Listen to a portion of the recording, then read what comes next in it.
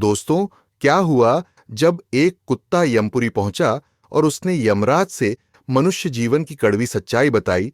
कुत्ते ने यमराज को मनुष्यों की एक ऐसी घिनौनी सच्चाई बताई जिसे सुनकर आपके भी रोंगटे खड़े हो जाएंगे। आज इस कथा में बहुत ही ज्ञानवर्धक बातें बताई गई हैं। ये ज्ञान आपको जीवन में बहुत काम आएगा। इसीलिए आप इस वीडियो को पूरा जरूर देखिए। साथ ही दोस्तों, वीडियो को लाइक जरूर कर देना। हम बहुत मेहनत करके वीडियो बना रहे हैं, लेकिन कोई लाइक और शेयर नहीं करता।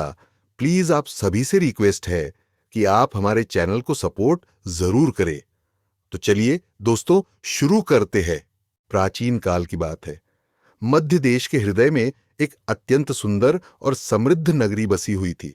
उस नगरी में धर्मा नाम के एक धनाढ्य सेठ का निवास था। धर्मा बेहद चतुर और लालची व्यक्ति था, पर उसकी एक आदत सराहनीय थी। वह भगवान विष्णु का परम भक्त था। धर्मा के घर में एक पालतू कुत्ता भी रहता था। यह कुत्ता असाधारण रूप से वफादार और सतर्क था। अपने स्वामी के हर कार्य में वह जी जान से जुटा रहता और कभी भी किसी प्राणी को बेवजह परेशान नहीं करता था। धर्मा अपने कामकाज में चाहे जितना भी लोभी रहा हो, उसका कुत्ता हमेशा निष्ठा और ईमानदारी की मिसाल बना रहा। धर्मा प्रतिदिन सवेरा होते ही अपने घर के देवालय में घंटों ध्यानमग्न होकर भगवान विष्णु की आराधना करता था। उसकी भक्ति और आस्था इतनी प्रबल थी कि एक दिन स्वयं नारायण उसकी भक्ति से प्रसन्न होकर उसके सामने प्रकट हो गए। अचानक तेज प्रकाश से कमरा जगमगा उठा और धर्मा ने आंखें खोलीं तो सामने नीले वर्ण 4 भुजाओं वाले भगवान विष्णु को खड़े देखा। उनके हाथों में शंख और चक्र सुशोभित थे और मुख पर मधुर मुस्कान थी। यह अलौकिक दृश्य देख सेठ स्तब्ध रह गया और तुरंत श्रद्धा भाव से दंडवत होकर विष्णु के चरणों में गिर पड़ा। भगवान विष्णु ने कोमल वाणी में कहा, हे वत्स, उठो, मैं तुम्हारी भक्ति से अत्यंत प्रसन्न हूं। मांगो, तुम्हारी जो अभिलाषा हो मैं वरदान दूंगा। धर्मा ने सिर झुकाकर विनम्र स्वर में उत्तर दिया, प्रभु, आपकी कृपा से मुझे सब कुछ प्राप्त है। यदि आप मुझे वरदान देना ही चाहते हैं तो कृपा करके इस सादे कागज पर अपने हस्ताक्षर कर दीजिए। यह कहकर सेठ ने जेब से एक सफेद कागज निकालकर आगे बढ़ाया। मैं दुनिया को दिखाना चाहता हूं कि साक्षात भगवान ने मुझे दर्शन दिए। आजकल कोई भगवान के अस्तित्व पर विश्वास नहीं करता। आपके हस्ताक्षर लोगों के लिए प्रमाण होंगे कि मुझे आपसे मिलने का सौभाग्य प्राप्त हुआ है। भगवान विष्णु धर्मा की अनोखी याचना सुनकर मंद मंद मुस्कुराए। उन्होंने कहा, तथास्तु, लाओ अपना कागज। फिर भगवान ने स्वर्णिम आभा से दमकते हुए अपने हस्ताक्षर उस कागज पर कर दिए। धर्मा ने कृतज्ञ होकर वह पर्चा दोनों हाथों से ग्रहण किया। अगले ही क्षण विष्णु जी की आकृति धुएं की भांति प्रकाश में विलीन हो गई। देव दर्शन का वह चमत्कार समाप्त हो चुका था और धर्मा अपने घर के मंदिर में अकेला खड़ा था, हाथ में भगवान के हस्ताक्षर युक्त वरदान को हृदय से लगाए हुए। उस दिन के बाद से धर्मा उस पर्चे को सदा अपनी जेब में संभाल कर रखने लगा। समय बीतता गया। एक दिन धर्मा के वफादार कुत्ते ने अचानक बीमार होकर अपने प्राण त्याग दिए। सेठ को अपने प्रिय साथी के यूं चले जाने का गहरा दुख हुआ। उसने भर आई आंखों से अपने उस पालतू जीव का विधिपूर्वक अंतिम संस्कार करवाया। धर्मा के लिए वह कुत्ता मात्र एक जानवर नहीं, परिवार के सदस्य जैसा था। कुत्ते की मृत्यु के बाद उसकी आत्मा रहस्यमय मार्गों से गुजरती हुई यमलोक जा पहुंची। जब उसे होश आया तो उसने स्वयं को एक विशाल भव्य सभा कक्ष में खड़ा पाया। यह यमलोक का दरबार था। सामने एक ऊंचे सिंहासन पर देदीप्यमान आकृति विराजमान थी। सिर पर मुकुट, मुख पर तेज और भौहें तनिक तनी हुई। पास ही काले रंग के भैंसे पर उनका वाहन स्थिर खड़ा था। यह स्वयं धर्मराज यम थे, मृत्युलोक के न्यायाधीश। उनके बगल में चित्रगुप्त खड़े थे, जो आत्माओं के कर्मों का लेखा पढ़ रहे थे। कुत्ता घबराहट और कौतूहल से इस दृश्य को देख रहा था। वह सहमा सा खड़ा था कि तभी एक यमदूत ने आगे बढ़कर उसे आदरपूर्वक यमराज के समक्ष प्रस्तुत किया। यमराज ने चित्रगुप्त से कुत्ते का जीवन विवरण मांगा और ध्यान से पढ़ने लगे। कुछ क्षण बाद यमराज ने गंभीर किंतु संतुष्ट स्वर में कहा, हे श्वान, पृथ्वीलोक में तुम्हारा जीवन प्रशंसनीय रहा है। तुमने अपने स्वामी की अटूट निष्ठा से सेवा की, कभी किसी निरपराध जीव को कष्ट नहीं दिया, न कोई पाप कर्म किया। तुम्हारे पूर्व जन्मों के जो पाप थे वे इस जन्म की ईमानदारी और सत्कर्मों से पूर्णतया नष्ट हो गए हैं। यमराज ने कुत्ते की ओर सौम्य दृष्टि से देखा और बोले, नियम के अनुसार तुम्हें स्वर्ग लोक में स्थान मिलना चाहिए। फिर भी यदि तुम्हारी कोई विशेष इच्छा हो तो बताओ, हम उसे पूरा करने का यथासंभव प्रयत्न करेंगे। तुम्हारी आत्मा अब कहाँ वास करना चाहती है? कुत्ता कुछ देर चुप रहा, फिर बोला, हे प्रभु, आप चाहें मुझे स्वर्ग दें या नरक दें, मैं सब सहर्ष स्वीकार करूंगा। बस मेरी आपसे एक विनती है कि जहां भी रहूं वहां मुझे फिर कभी किसी इंसान की बंदिश में न रहना पड़े। कृपा करके मुझे अगला जन्म मनुष्य योनि में मत दीजिए, मैं इंसान बनना नहीं चाहता। यमराज को कुत्ते से ऐसे उत्तर की आशा न थी।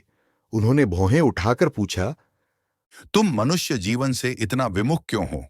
मानव जन्म तो बड़े सौभाग्य से मिलता है। देवता भी मानव तन पाने की इच्छा करते हैं, क्योंकि पृथ्वी लोक में ही आत्मोन्नति और मोक्ष का मार्ग मिलता है। तुम तो कभी मनुष्य बने नहीं, फिर भला इंसानी जीवन के बारे में इतना विरोध क्यों? कुत्ते ने गहरी सांस लेकर उत्तर दिया, प्रभु, मुझे पता है कि मनुष्य जन्म अपने आप में बहुत अनमोल है, पर मैंने दुनिया में मनुष्यों का स्वभाव करीब से देखा है। इंसान सचमुच बड़ा चतुर और स्वार्थी प्राणी है। यमराज ने आश्चर्य से पूछा, स्वार्थी तो कई जीव होते हैं, पर तुम इंसान को इस तरह क्यों कोस रहे हो? तुमने तो यहां तक कहा कि मनुष्य भगवान को भी धोखा देता है। यह कैसे संभव है? कुत्ता शांत स्वर में समझाने लगा, महाराज, मनुष्य जब अपना स्वार्थ सिद्ध करने पर उतारू होता है तब सही गलत का सोच नहीं करता। उसके भीतर का लोभ उसे निरंतर कचोटता रहता है, जिसके फलस्वरूप वह स्वयं भी दुखी रहता है और दूसरों को भी दुख देता है। अपना हित साधने के लिए मनुष्य हम जैसे निरीह जानवरों को गुलाम बनाकर काम लेता है। अपने सुख के लिए वह दूसरे का दुख बढ़ाने से भी नहीं चूकता, यहां तक कि वह भगवान को भी धोखा देने से बाज नहीं आता। यमराज ने प्रश्न भरी निगाहों से उसकी ओर देखा और कहा, इंसान भगवान को कैसे धोखा देता है? जरा स्पष्ट करके बताओ।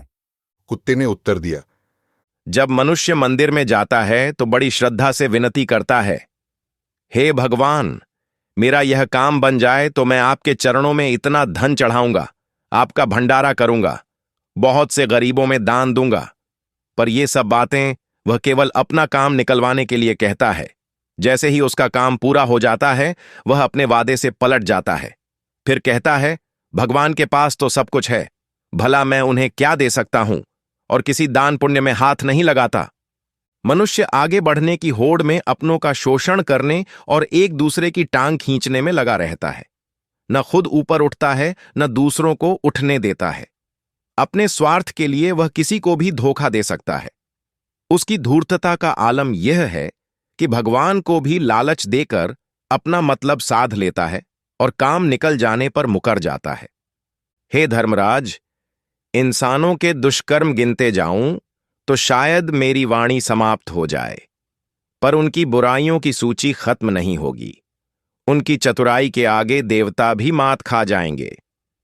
कुत्ते के मुख से मनुष्य जाति की ऐसी भर्त्सना सुनकर यमराज को क्रोध आ गया। उन्हें लगा कि यह तुच्छ प्राणी उनकी सभा में उनकी मर्यादा का अपमान कर रहा है। यमराज क्रोध में भरकर दहाड़ उठे।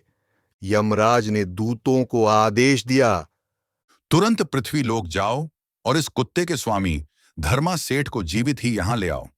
मैं खुद देखना चाहता हूं कि वह हमारे सामने कैसी चालाकी करता है।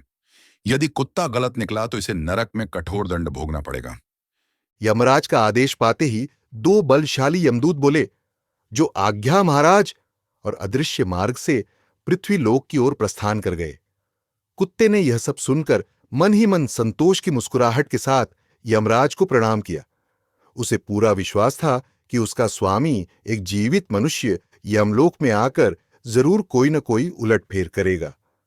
धरती पर उस रात चंद्रमा मंद प्रकाश फैला रहा था। धर्मा सेठ दिन भर के कामकाज के बाद अपने बिस्तर पर गहरी नींद में सो रहा था। सहसा कमरे में दो छाया मूर्ति जैसी आकृतियां उभर आईं। ये यमलोक के दूत थे। उन्होंने सोते हुए सेठ को चारपाई समेत उठाया और बिना आहट किए हवा में उड़ चले। सेठ को पता भी नहीं चला कि वह नींद में कब यमलोक की यात्रा पर निकल चुका है। कुछ दूर रहस्यमय अंधकार में उड़ते जाने के बाद ठंडी हवा के झोंके से धर्मा की आंख खुल गई। उसने स्वयं को हवा में उड़ते पाया तो भय से चीख पड़ा। कौन हो तुम? मुझे कहां ले जा रहे हो? एक यमदूत ने भारी गर्जना जैसी आवाज में उत्तर दिया। मनुष्य, शांत रहो। हम यमराज के दूत हैं और उन्हीं के आदेश से तुम्हें ला रहे हैं।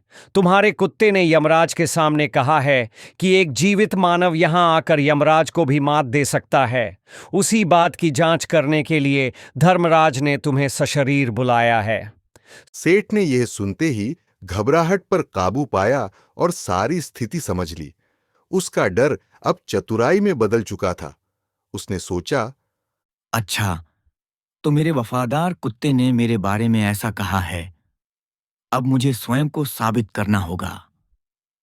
सेठ ने फुर्ती से अपनी जेब टटोली और भगवान विष्णु के हस्ताक्षर वाला परिचा निकाल लिया। सौभाग्य से वह उसे हर समय साथ रखता था। तीव्रता से उसने कागज पर 2-3 पंक्तियां लिखीं और उसे फिर तह करके अपनी जेब में रख लिया। अंधेरे में यमदूतों को कुछ पता न चला कि सेठ क्या कर रहा है। कुछ ही क्षणों में यमदूत धर्मा सेठ को लेकर यमराज के दरबार में उपस्थित हो गए। इतने बड़े दिव्य सभाकक्ष का दृश्य देख सेठ का कलेजा धक से रह गया। चारों ओर यमदूत, गण और अन्य अदृश्य प्राणी खड़े थे। बीच में स्वर्ण जड़ित सिंहासन पर यमराज विराजमान थे। फिर भी सेठ ने हिम्मत बांधी और सिर झुकाए यमराज के सम्मुख जा खड़ा हुआ। यमराज ने एक साधारण जीवित मनुष्य को अपने सामने कांपते देखा तो उनके होठों पर तनिक व्यंग्य की मुस्कान आई। वे मन ही मन सोचने लगे, यह तुच्छ मानव भला क्या कर लेगा। उन्होंने गर्जना करके पूछा, क्या तुम ही धर्मा सेठ हो? सेठ ने कांपते हाथ जोड़कर कहा, जी हाँ महाराज, मैं ही धर्मा हूं। वह स्वयं को अत्यंत दीन दिखाने का प्रयत्न कर रहा था। यमराज ने कड़क स्वर में कहा, तुम्हारे कुत्ते ने तुम्हारी चालाकी की बड़ी प्रशंसा की है। अब यहां तुम्हारी परीक्षा होगी। देखूं तुम कैसी चतुराई दिखा सकते हो। सेठ कुछ नहीं बोला। वह दबे चरणों से आगे बढ़ा और यमराज को प्रणाम करके चुपचाप अपनी जेब से तह किया हुआ कागज निकाला। दोनों हाथ ऊपर उठाकर उसने वह पर्चा आदरपूर्वक यमराज की ओर बढ़ा दिया। यमराज ने चौंक कर वह कागज अपने हाथ में लिया और निगाह पड़ते ही मानो स्तंभित रह गए। उनके नेत्र विस्फारित हो उठे। पर्चे पर कुछ पंक्तियां लिखी थीं और नीचे भगवान विष्णु के हस्ताक्षर थे। पढ़ते ही यमराज तुरंत सिंहासन से उतर आए। अगले ही पल वे सेठ के चरणों की ओर झुक गए। यमराज ने श्रद्धापूर्ण स्वर में कहा, प्रभु के आदेशानुसार आपका यमलोक में स्वागत है। कृपया इस राज सिंहासन पर विराजमान हो। यह कहकर यमराज ने अपने हाथों से संकेत किया और सेठ को अपने सिंहासन पर बैठने का अनुरोध किया। स्वयं वे एक ओर नीचे खड़े हो गए। दरबार में एकदम सन्नाटा छा गया। यमलोक के सभी प्राणी आश्चर्य से यह दृश्य देख रहे थे। पहली बार एक नश्वर मानव यमराज के राज सिंहासन पर बैठा था और खुद यमराज नीचे खड़े थे। सभी सोच रहे थे कि अवश्य यह कोई महान तपस्वी या सिद्ध पुरुष होगा जिसके कारण धर्मराज ने इसे इतना मान दिया है। सिंहासन पर विराजते ही धर्मा सेठ ने राजा की तरह हुक्म देने शुरू कर दिए। उसने ऊंचे स्वर में घोषणा की, आज से यमपुरी के सारे पुराने नियम समाप्त। अब जिसने भी प्राण त्यागे हैं, चाहे पापी हो या पुण्यात्मा, सभी को सीधा स्वर्ग भेजा जाएगा। नरक लोक के द्वार हमेशा के लिए बंद कर दिए जाएंगे। फिर सेठ ने एक और कठोर आदेश जारी किया, और अब से यमराज यमपुरी के द्वारपाल होंगे। ये सुनकर यम सभा में सनसनी फैल गई। यमराज भी नतमस्तक होकर चुपचाप खड़े रहे। सेठ के इन अप्रत्याशित आदेशों से देवलोक में हड़कंप मच गया। इंद्र समेत सभी देवगण व्याकुल हो उठे, पर यमलोक के नए अधिपति के निर्णय को तुरंत बदल पाना किसी के वश में नहीं था। सबके मन में यही प्रश्न था कि अब आगे क्या होगा। इधर थोड़े ही समय में नए नियमों का परिणाम दिखने लगा। मृत्युलोक से आने वाली हर आत्मा बिना न्याय के सीधे स्वर्ग भेजी जा रही थी। जिन पापात्माओं को अब तक नरक में कठोर यातनाएं सहनी पड़ती, वे भी छूटकर स्वर्ग के उद्यानों में विहार करने लगी। स्वर्गलोक में भीड़ बढ़ती चली गई। देव सेवक चिंतित थे कि अचानक आई इन आत्माओं की बाट को कैसे संभाला जाए। स्वर्ग की व्यवस्था बिगड़ने लगी थी। यमलोक में कुत्ता दूर खड़ा यह सब आश्चर्य से देख रहा था। उसे गर्व था कि उसका कहा सत्य सिद्ध हुआ, पर साथ ही वह यह जानने को उत्सुक था कि उसके स्वामी ने ऐसा कौन सा उपाय किया जिसके बल पर सब कुछ पलट गया। अंततः वह स्वयं को रोक नहीं पाया और दबे पांव सिंहासन के निकट पहुंच गया। कुत्ता आदरपूर्वक बोला, स्वामी, आपने तो कमाल कर दिया। पल भर में स्वर्ग नरक सब उलट पुलट कर दिया। कृपा करके यह तो बताइए, यह सब कैसे हुआ? सेठ ने मुस्कुराकर धीमे स्वर में उत्तर दिया, ये सब प्रभु विष्णु के हस्ताक्षर वाले उस पर्चे की महिमा है।